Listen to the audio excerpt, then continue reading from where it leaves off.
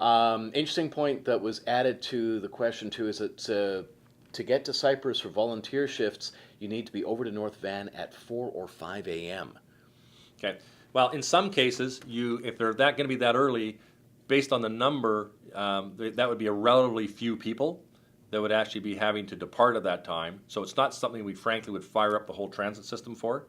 And in some cases, you may actually have to drive there, right? So if it's that early in the morning, because our teams are going to need the time to do the maintenance and such going. So we saw that when I was in Calgary, Salt Lake. Some people have to drive because it's just so early that you actually can't capture that and actually do it in a cost-effective way. And that pretty much answers the next question. There had been some talk of 24-hour service on SkyTrain. Say, is that a non-starter? Yeah, we've worked with the City of Vancouver and VANOC. Because the extensive amount of work that's being done, we need time to do the maintenance on the trains. Otherwise, we'll be doing the maintenance on the tracks in the most peak time when we actually need to be carrying all the people. So the most effective time is not running 24 hours for this, and we actually don't think it's needed demand-wise. And we'll also be supplementing that with extra night bus service. Okay. You mentioned about if you have to be downtown, walk, use the bike. Yeah. Will bikes be allowed on SkyTrain? Perhaps selective periods, but in peak periods, absolutely not. There's just no way, and nor have other Olympic Games actually allowed that. Okay. So this is not the first time, because there'll have to be adaptations made where people are going to have to store their bikes, and then it's basically a walk-on type of system. Or if you're in a stroller for specific needs and such, then that will, of course, will be accommodated. Do you know if there's any talk with groups like Best or Bike Valet Service or anything like that? Vancouver was looking at it, and they were looking at perhaps one of the challenges you're going to face, I can tell you, for Olympic Games. The question is, you're not going to be able to put your bike anywhere when you're in downtown Vancouver. So the question is, where do you go if you're? It's pretty tough to ride a bike around. We're in the middle of a bit of a Woodstock kind of event. True enough. Right. So it's just logistically going to be extremely limiting, regardless of whether SkyTrain or the buses were carrying them or not. So there will absolutely be restrictions on bikes. There may be a few windows when we've got that capacity, but that's still being refined now.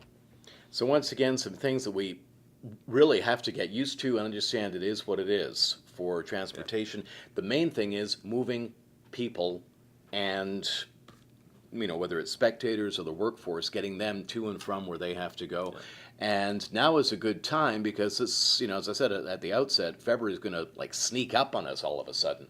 And so if you can figure out ways you can get around without the car, figure out alternatives to what you've been doing before, start thinking about them now, start putting them into practice for when that happens, and then that actually becomes the Olympic legacy too, doesn't it, Doug? Because that kind of mindset is something that you sort of stay with after the Games. Yeah, no, you're quite right. I think on several fronts.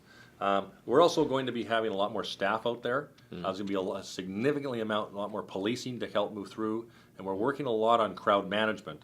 So you will see things, and I'm just looking at a question that I think Corbin had just written in here, is between Broadway, you're right, that's the highest compression zone, sort of waterfront to Broadway, particularly Stadium and Main Street to Broadway.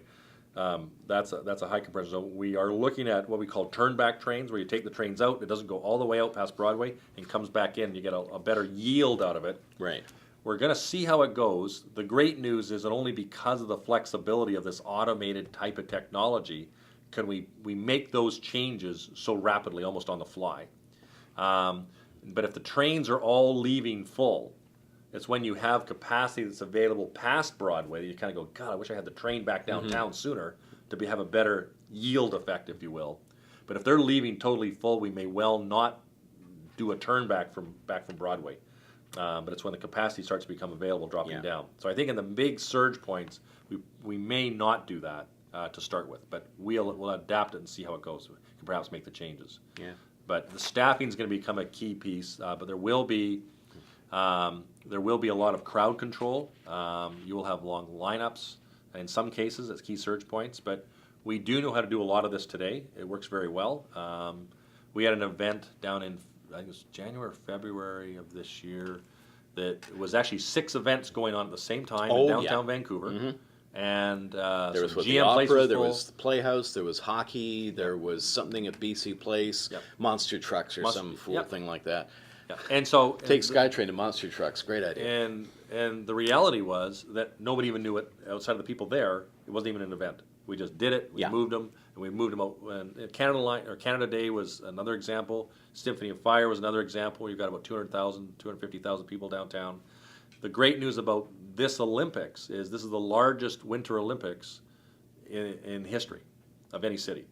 So we have some innate infrastructure, unlike Lake Placid or Lillehammer, Salt Lake, Calgary. We're bigger than all of those cities with more invested infrastructure that's ready to go. And that's why with some of the security overlays of the Dunsmuir Viaduct, the Georgia Viaduct, those are being shut down to the public. So those key access points to the downtown city core aren't available anymore. Transit is probably the biggest transit model that we're probably for any Winter Olympic Games. And that's why it's going to be so crucial that the crowd management plus the extra trains and such going and buses and sea buses. It's just a big piece of the mobility in the region. So.